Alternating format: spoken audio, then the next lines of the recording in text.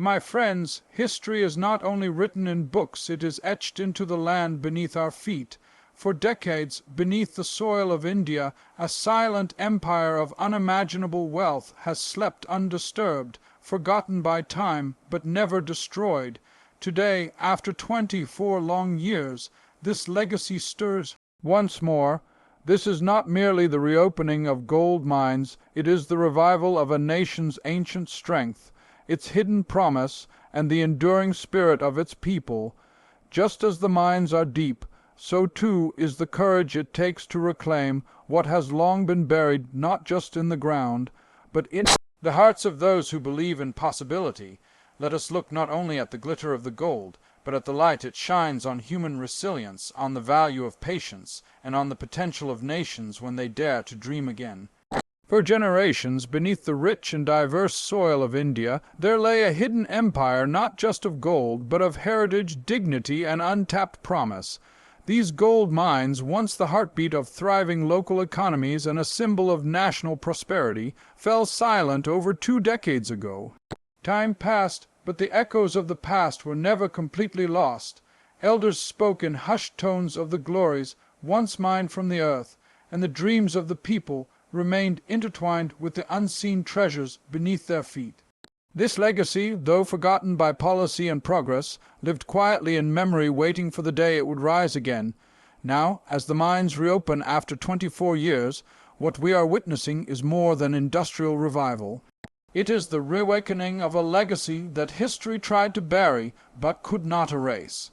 The very dust of these mines carries stories of resilience and determination of workers who once toiled with pride, of families who built their futures on the gold drawn from the depths, and of a nation that once held within its hands the power to shape its own destiny through its natural wealth. This moment is not simply about extracting minerals.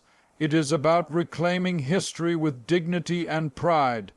Throughout history, nations have risen not just by what lies above the ground, but by recognizing the value of what lies beneath. In India's case, the value extends beyond material wealth. It is spiritual, cultural, and deeply personal. The gold buried in these mines was not merely currency, it was a reflection of tradition, sacrifice, and perseverance. It formed the foundation of wedding rituals, religious offerings, and economic stability in the lives of millions. When these mines went silent, a part of that cultural thread was broken. But the reawakening brings hope a chance to repair that thread, to reconnect with a truth once known and now remembered, and let us not forget the symbolism behind this moment. The reopening of these mines stands as a metaphor for all that has been forgotten and overlooked in pursuit of modernity. It reminds us that progress does not mean discarding the past, but rather embracing it with wisdom and respect.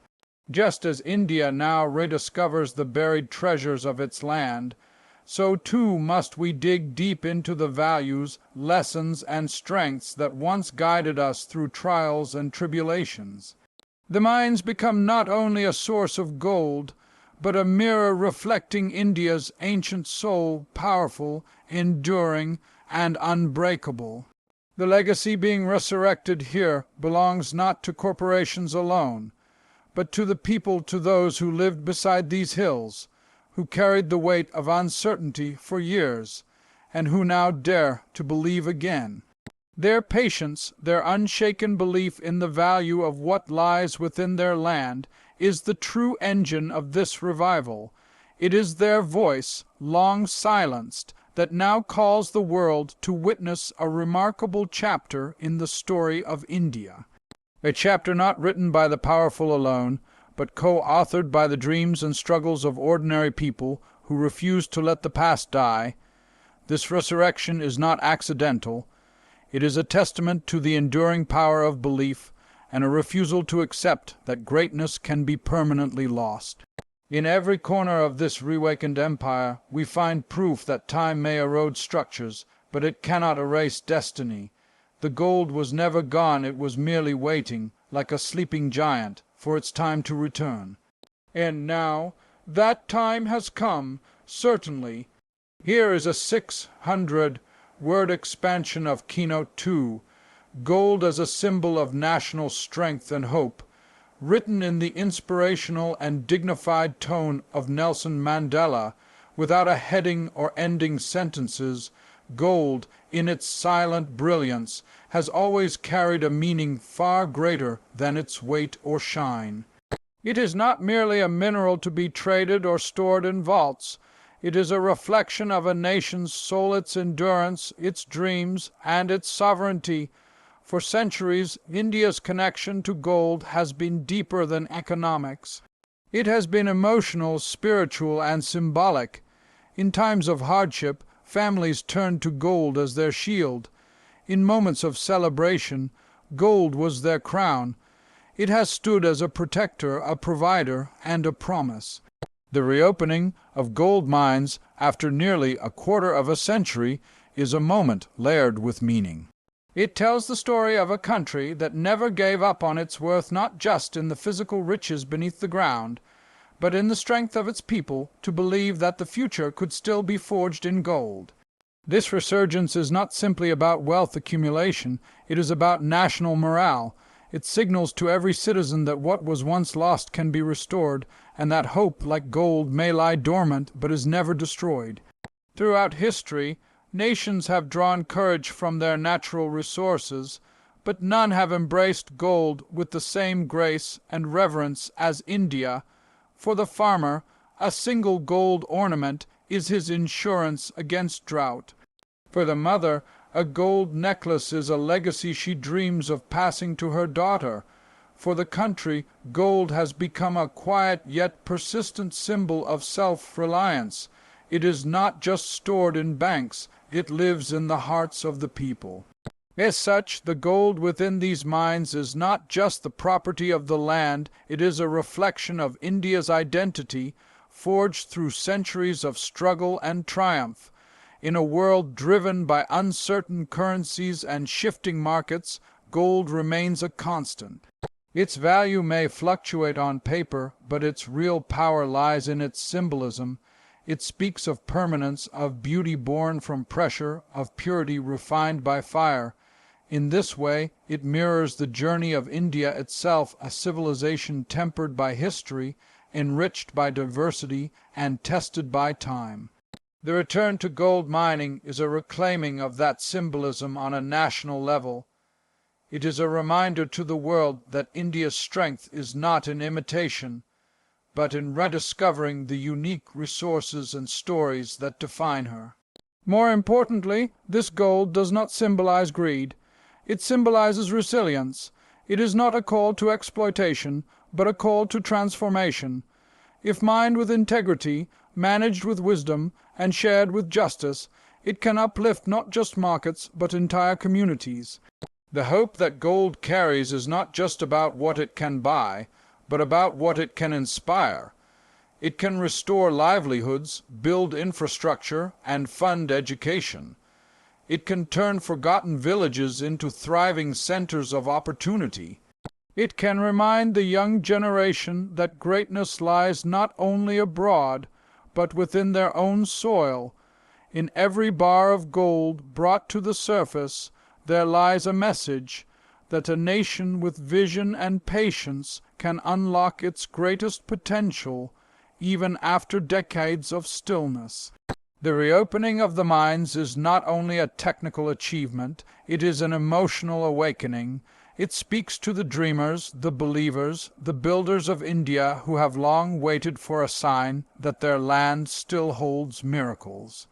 Gold, in this moment, becomes more than metal. It becomes the spark of unity, the symbol of purpose, and the light by which a nation dares to move forward with pride. Certainly. Here's a 600-word expansion of Keynote 3, Economic Awakening Through Ancient Riches, in the voice and spirit of Nelson Mandela, without a heading or closing sentence. The revival of India's ancient gold mines marks not just a return to resource extraction, but a powerful signal of economic rebirth. For too long, the potential of these lands has lain in silence, their wealth untouched, their promise overlooked. But the day has come when centuries, Old riches are no longer relics of the past, but instruments of the future. What is unfolding now is not merely about gold coming to the surface. It is about awakening the sleeping power of an economy ready to rise with new purpose and renewed vision. For generations, these gold mines were once pillars of prosperity, sustaining communities and contributing to the nation's progress.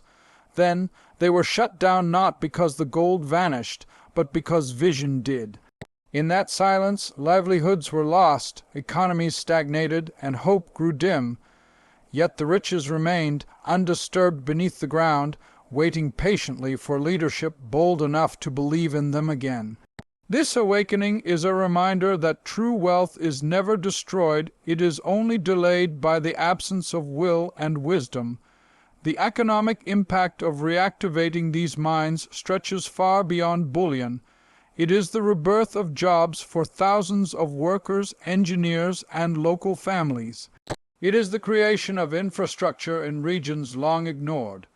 Roads, schools, healthcare facilities, and clean water, all these possibilities emerge when a country commits to harnessing its own strength. When these ancient mines pulse with life again, they do more than export gold, they import hope into every home that once felt forgotten. Foreign investors will look upon India with renewed interest, not because of what is beneath the earth alone, but because of the courage to bring it forth with dignity. This is the kind of courage that turns economic policy into people's progress, that shifts the conversation from dependence to self-reliance. The gold of India is not only measured in tons, it is measured in the courage to act, the clarity to plan, and the commitment to ensure that this newfound wealth uplifts everyone, not just a few. Economic awakening also demands discipline. The past has shown that resources, when misused, can divide rather than unite, but this moment offers India a rare chance to turn its ancient riches into a modern engine for inclusive growth. It is a chance to invest in renewable energy, to fund skill development, to empower rural entrepreneurs, and to reduce the dependency on imports. It is a chance to set a global example of how a developing nation can grow not through exploitation, but through balance between progress and preservation, between profit and people. India has always held vast reserves of untapped strength in its land, its people, and its history. The reopening of these mines is simply one chapter in a greater story of awakening. It speaks not only to the world markets, but to the millions of citizens who have long believed in India's inner power. It confirms what the heart has always known, that the land still has more to give, and the people still have more to build. And in this moment of awakening, the gold becomes more than a commodity, it becomes a calling. The global economy may watch for numbers and forecasts, but the real transformation will happen in the villages near these mines, in the eyes of the children whose schools now have books, and in the hearts of workers whose hands once again hold purpose. This is how nations rise, not only by discovering what lies beneath the soil, but by discovering what still lives in the spirit of their people. Certainly. Here's a 600-word expansion of Keynote 4, Empowering Communities Through Resource Revival, written in the style of Nelson Mandela without a heading or conclusion. The true wealth of a nation lies not just in the resources beneath its soil, but in the strength and spirit of its people. When the ancient gold mines of India are brought back to life after nearly a quarter of a century, the impact must not be measured only in ounces and profits, but in the transformation of the communities who live closest to these lands. For far too long, these villages and towns have stood on the edge of great potential, watching as their lives remained untouched by the promise of prosperity buried beneath them. That must change now, not only in intention but in action. This revival is an opportunity not just to extract gold, but to reinvest in the dignity of the communities that surround these mines. The people who have long lived in the shadows of dormant wealth must now be brought into the light of meaningful participation. They are not passive observers of progress, they are its rightful partners. Their labor, their resilience, and their connection to the land make them the first stakeholders in this journey, and so the development of the mines must walk hand in hand with the development of the people. Infrastructure is one of the first pillars of empowerment. Roads that lead to the mines should also lead to schools, hospitals, clean water, and electricity. The wealth that rises from the ground must flow into better living conditions, safer homes, and brighter futures. It is not enough for the gold to change hands in markets, it must change lives in villages. Local employment must not be a symbolic gesture, it must be the backbone of the mining process. Training, education, and fair wages must be offered to empower the people, not to exploit them. True empowerment also comes through voice. The people who inhabit these areas must be included in decisions that affect their environment, their health, and their future. Mining should not be something done to them, but something done with them. They should sit at the table where plans are made and be heard in the rooms where policies are written. Their knowledge of the land, their traditions, and their needs are essential for making this revival sustainable and just. Women, in particular, must be given a central role in this transformation. In many of these communities, women have held families together during decades of economic inactivity. Now they must be given the tools and opportunities to thrive. Microfinancing, skill, building, entrepreneurship, and leadership roles should not be afterthoughts, they should be the foundation of long-term empowerment. When a woman rises, a family rises. When families rise, so does a community. And when communities rise, a nation becomes unstoppable. This revival is also a moment to awaken pride. The people who have lived for years near untapped wealth without benefit have not been blind to its potential. They have waited, hoped, and endured. Now, as the gold returns to the surface, their pride must be restored. They must see themselves not as victims of neglect, but as builders of a new era. Their children must grow up knowing that they come from a land of richness not just in minerals, but in purpose and possibility. A mine that gives back more than it takes becomes a blessing. A company that uplifts more than it extracts becomes a force for good. A nation that sees its communities not as resources but as partners becomes truly powerful. The gold beneath the ground is finite, but the potential of a people empowered is infinite. Through careful, inclusive, and just revival of these resources, India has a chance not just to grow economically, but to rise morally, to show the world what it means to build prosperity with conscience, and to ensure that the hands that dig the gold also hold the future. Certainly. Here's a 600-word expansion of Keynote 5, Balancing Wealth with Responsibility and Sustainability, written in the dignified and thoughtful style of Nelson Mandela, without a heading or closing sentence. The return of India's long, silent gold mines must not be celebrated solely for the wealth they promise, but for the responsibility they demand.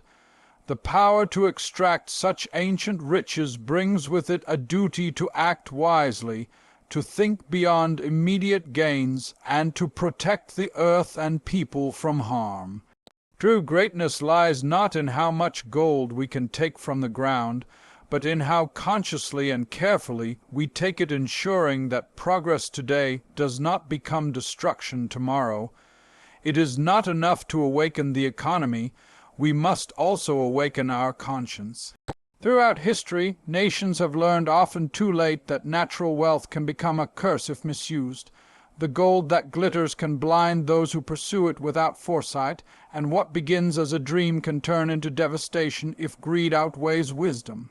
Forests can vanish, waters can be poisoned, and communities can suffer when the pursuit of wealth ignores the delicate balance of nature and humanity. But India stands now at a crossroads where it can choose a different path, a path that honors both prosperity and preservation, that values both profit and principle. To mine responsibly is to recognize that the land is not a lifeless object, but a living trust passed down from one generation to the next. It has nourished civilizations, sustained cultures, and borne the weight of centuries. We owe it our respect. Every tree cut, every drop of groundwater drawn, and every stone displaced must be accounted for not just in numbers, but in the language of ethics and empathy. The technology we use, the waste we manage, the air we breathe, all these factors must be carefully measured against the long-term well-being of the people and the planet. The challenge is not merely technical, it is deeply moral. Sustainable mining practices must be the cornerstone of this gold revival. Environmental impact assessments must not be rushed or manipulated. They must be thorough and transparent. Independent oversight must be encouraged. Restoring land after extraction must be treated as a sacred obligation, not an optional effort. Just as we extract value from the earth, we must also reinvest in its health, replanting forests, conserving water, and ensuring biodiversity is not sacrificed in the name of advancement. Responsibility must also extend to the people who live and work around these mines. Their health, safety, and rights must never be compromised for speed or scale. The air they breathe must be clean, the water they drink uncontaminated, and the work they do dignified. It is easy to build systems that generate wealth. It is harder and nobler to build systems that preserve humanity while doing so. A mine that enriches a nation but destroys its people has no honor. But a mine that uplifts both the land and its caretakers becomes a legacy of pride. We must also consider the deeper question of fairness. Who benefits from the gold that is taken from the soil? Does the wealth trickle down to those whose lands yield it, or does it concentrate in the hands of a few? Responsibility means ensuring that the fruits of this revival are shared justly through community investment, fair taxation, reinvestment in public services, and long-term planning that goes beyond quarterly profits. Responsibility means building an economy that does not devour itself, but feeds all who contribute to it. This is the moment when India can prove that economic strength does not have to come at the cost of environmental collapse or social inequality.